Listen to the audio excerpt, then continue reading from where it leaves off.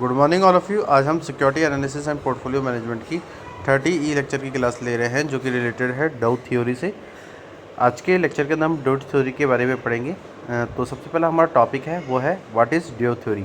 The Dow theory is a financial theory that says the market is in an upward trend if one of its averages industrial और transportation advances above a previous important high and is accompanied or followed by a similar advances in other averages.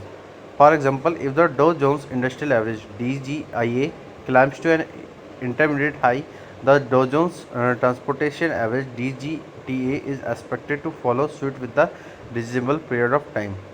जो due theory है वो एक financial theory है जो कि बताती है कि मार्केट के अंदर जो भी अपवर्ड ट्रेंड है, जो उनके एवरेजेस हैं जो कि इंडस्ट्रियल और ट्रांसपोर्टेशन एडवांसेस से रिलेटेड है, उनके अंदर जो भी प्रीवियस हाइज होते हैं उनके एवरेजेस के अंदर उनको एक्म्प्लेंट और फॉलो किया जाता है सिमिलर एडवांसेस के अंदर और अदर एवरेजेस के अंदर।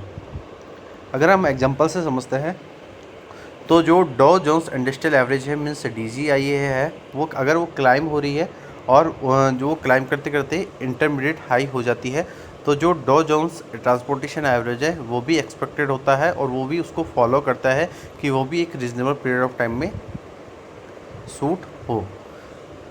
The Dow theory is an approach of trading developed by the Charles H Dow who with Edward Jones and Charles Bagstetter founded Dow Jones and Company (INC) and developed the Dow Jones Industrial Average in 1896.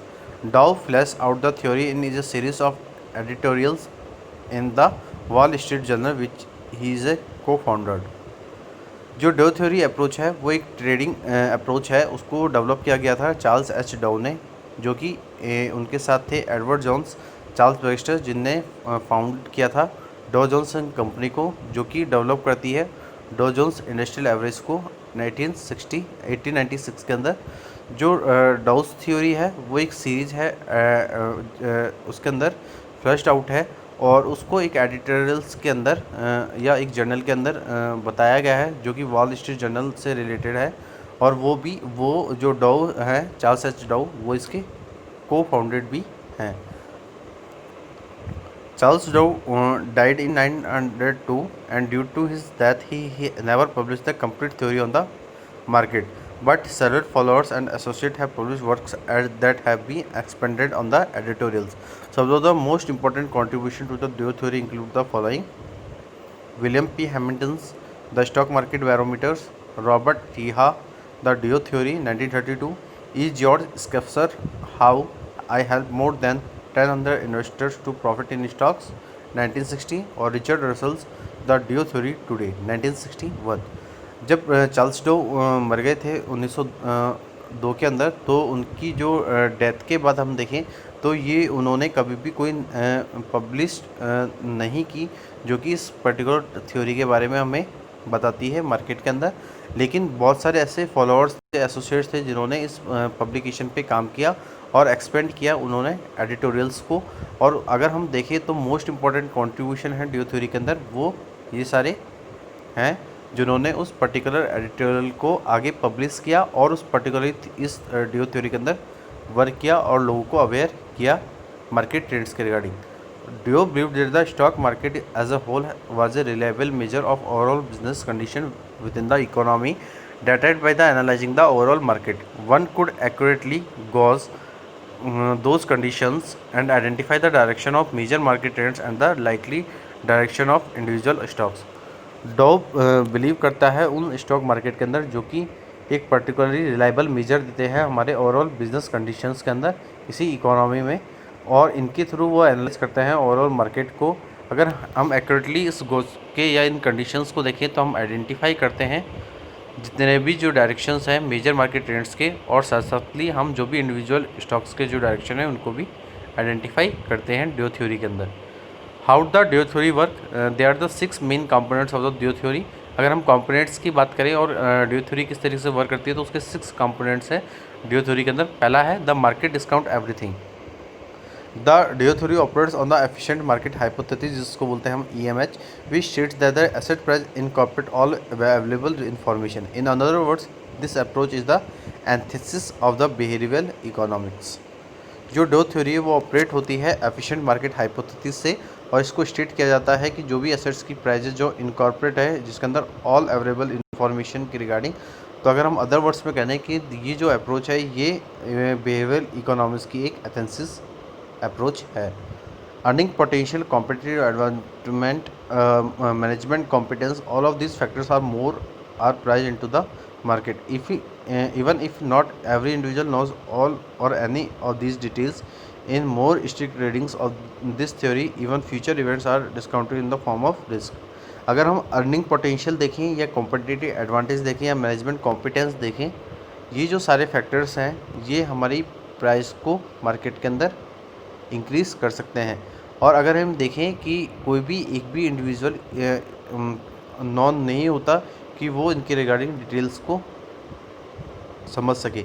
तो strictly ये theory है, ये strict reading है इस theory के अंदर कि हम कोई भी फ्यूचर इवेंट्स को जो कि डिस्काउंटेड होते हैं एक फॉर्म ऑफ रिस्क के अंदर उनको पता कर सकें। इसके बाद नेक्स्ट पॉइंट है हमारा, there are 3 primary kinds of market trends.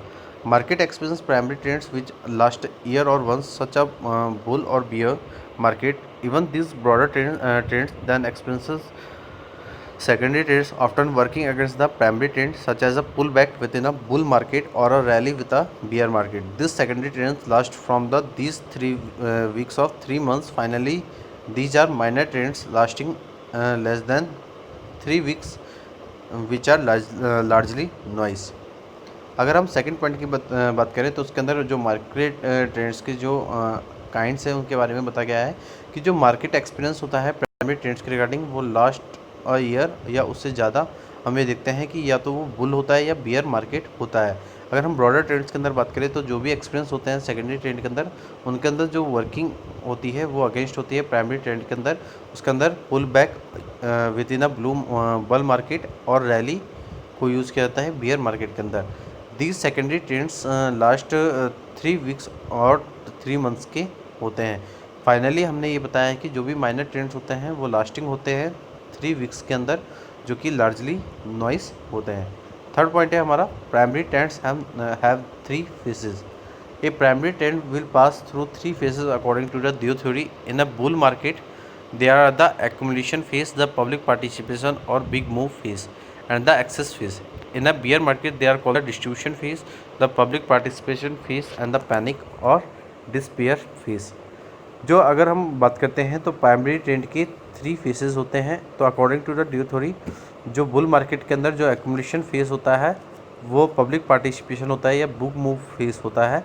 अगर हम एक्सेस फेज की बात करें तो वो भी किससे रिगार्डिंग होता है, हमारे एक्यूमुलेशन फेज से।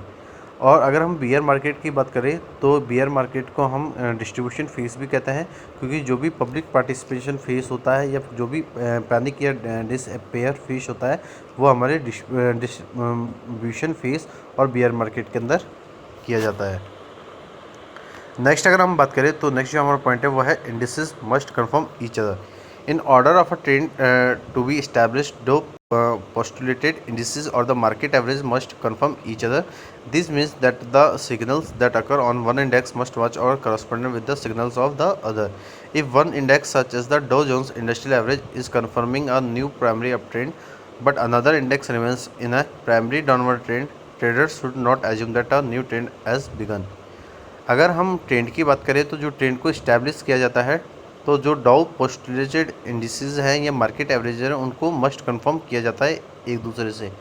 तो इसका मतलब ये है कि जो भी सिग्नल्स हमारे इंडेक्स के अंदर अकर होते हैं उनको हम मैच कर सकते हैं और इसके बिहाफ पे कोई भी कॉरस्पॉन्डिंग सिग्नल्स उसको देख सकते हैं।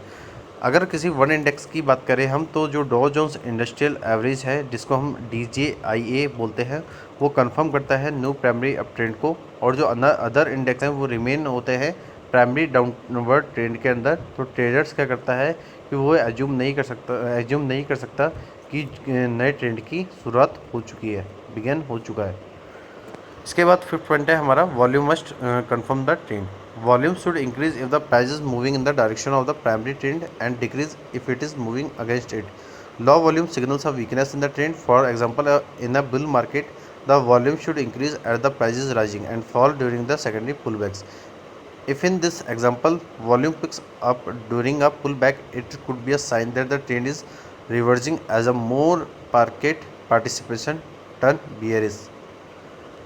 अगर हम वॉल्यूम के रिगार्डिंग कन्फर्मेशन को देखते हैं ट्रेंड मार्केट के अंदर, तो हम देखते हैं कि वॉल्यूम जो इंक्रीज़ हो रहा है तो उसकी जो प्राइस जो मूव हो रही है वो किसी डायरेक्शन के अंदर हो रही है प्राइमरी ट्रेड के अंदर, और वो डिक्रीज़ हो रही है तो वो मूव करिए उसके अगेंस्ट।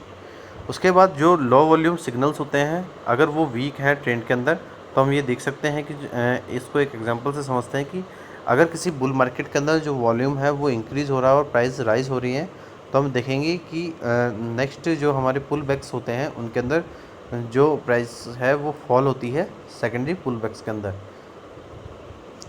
लेकिन इसी एग्जांपल के हम देखें तो जो वॉल्यूम पिक्स हैं ड्यूरिंग अ पुल बैक, तो हम ये देखते हैं कि एक साइन होता है ट्रेंड के अंदर कि जो पर्टिकुलरली जो मार्केट के अंदर जो प्राइजेज हैं वो रिवर्स हो रही हैं और मोर मार्केट पार्टिसिपेंट्स टर्न हो रहे हैं बीरिस के अंदर। नेक्स्ट जो पॉइंट है हमारा वो है trends persist until a clear reversal occurs. Reversal in primary trends can be confused with secondary trends. It is difficult to determine whether an upswing in the bear market in a reversal or a short-lived rally to be followed by still lower lows. And the Deo theory advocates caution, insisting that a possible reversal be confirmed. अगर हम reversals देखें हमारे primary trades के अंदर, तो उससे हम ये कंफ्यूज होते हैं कि हम सेकेंडरी ट्रेड्स के अंदर है, और ये बहुत डिफ़िकल्ट होता है कि हम डिटरमाइन करें कि बेयर मार्केट के अंदर किस तरीके से अपस्विंग हो रही है प्राइजेस के अंदर। और ये जो रिवर्सल होता है या शॉर्ट लिव्ड रिलीज होती हैं, जिनको फॉलोड की जाती है डियो थ्योरी के अंदर। और डियो थ्योरी के अंदर ये एडवोकेट किया जाता है कि जो भी कॉजन है या जो भी इंस्टेंटिंग्स हैं जो कि पॉसिबल रिवर्सल को कन्फर्म करती है। तो आज के लेक्चर के अंदर हमने डियो थ्योरी के बारे में पढ़ा, तो वहाँ पे डियो थ्योरी के बारे में समझा और कौन कौन से कंपोनेंट्स हैं।